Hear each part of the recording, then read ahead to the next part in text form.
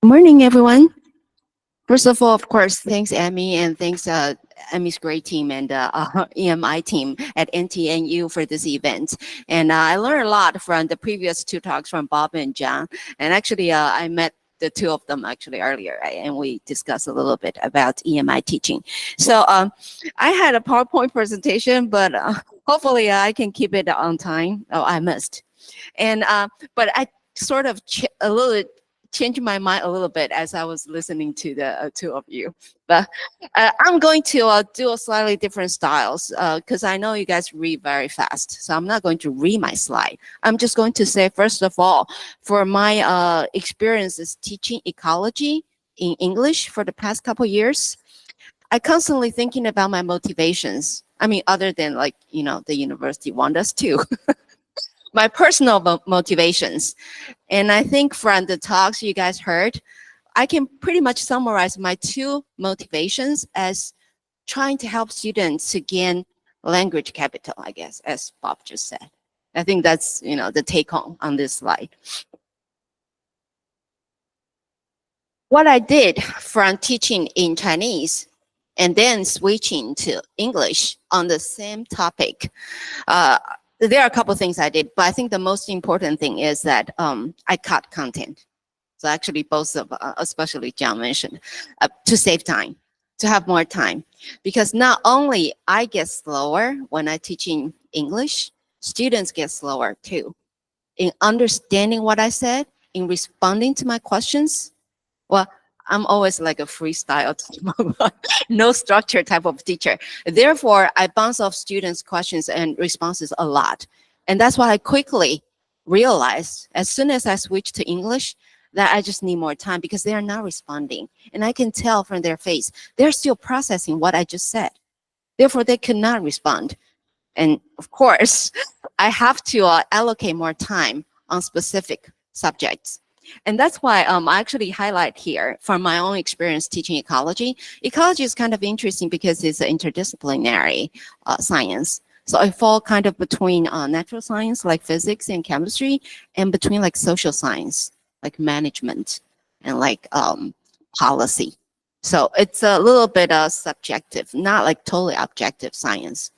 Therefore, I do need students to have time to really process and form their own ideas. That's why I think it's a fair trade-off. I cut my topics from typically over the semester, I cover 6 major topics, but I cut it to about half. And what's challenging, what's being like really challenging but really rewarding for me is I had to really think about which 3 to keep. And that actually goes back to what Bob was saying earlier, that I have to think what kind of ecologists I'm trying to train for the future. For where are they going to work? In Taiwan, are they going to go abroad, work for like international NGO? What their interests are. I have to think about that first before I make this kind of like executive decisions for them.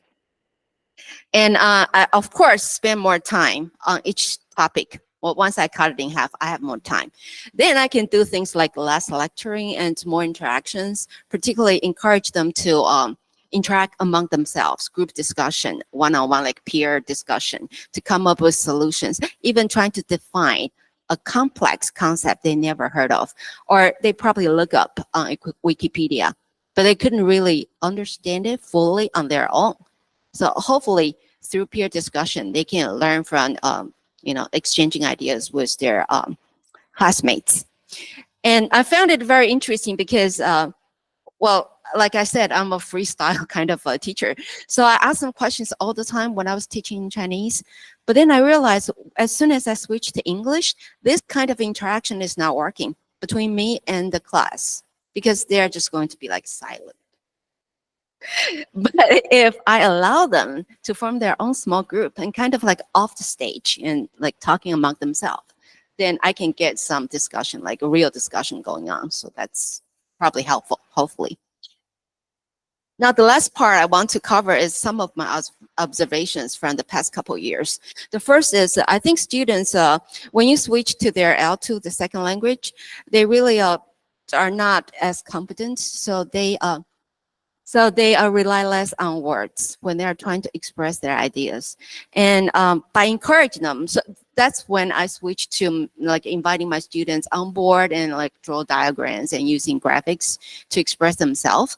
And also by standing in front of class, they can better use their gestures and they can use their facial expressions to trying to get their point across because their classmates can see.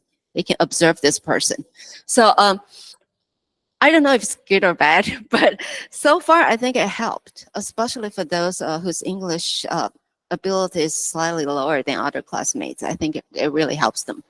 The second point is that I observe is that students still need confirmation in their first language. So giving them enough time and allowing them to confirm in Chinese with me during breaks, I think is really important. So they can really sort of like make sure they learned. And the third thing is, I think students, of course, during the group discussion, they choose to use their first language to discuss, like the two speakers also mentioned this and observed this in other countries. And well, for me, it's a question mark, sort of. I don't know if it really helps.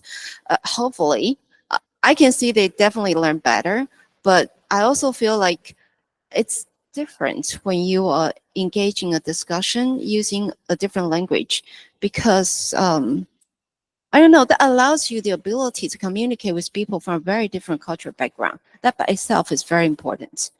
But if you always fall back to Chinese and only discuss ideas with your own like fellow countrymen, that kind of limited in the breadth of how you understand the concepts. So I'm kind of I'm not quite sure how to deal with this. All right. So that's all I have today. Thank you.